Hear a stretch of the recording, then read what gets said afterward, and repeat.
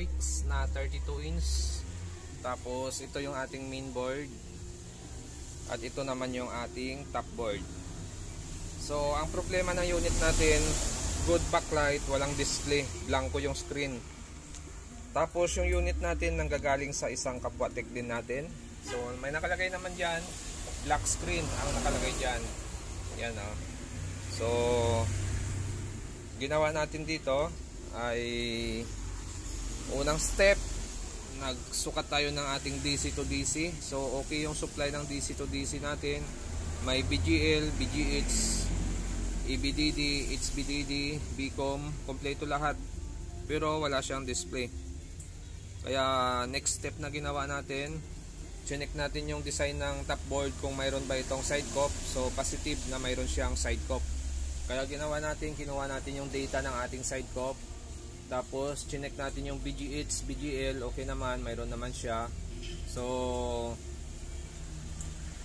sunod nating step ay yung mga signal.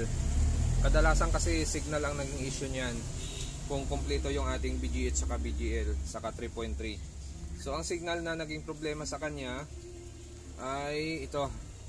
Lahat nilagyan na natin. Ito yung STBR natin, OE, STB, saka ito CKB. Yung data ng CKB natin ito. Yan, dito siya nakalagay. Okay? So bali apat yan yung signal na nilagyan natin para wala nang takas pagdating doon sa signal. Ngayon yung display niyan, ito na siya. Yan. Pwede pa. Ang tatak ay Centrix na 32 inch. So naging issue nito, missing lang yung supply sa ating side cup. At kung bago lang kayo sa aking channel, huwag kalimutan mag-subscribe. So yung ganitong design ng top board ay mayroon tong side cup. So ito yung top board number. Yan, pang 32 inch.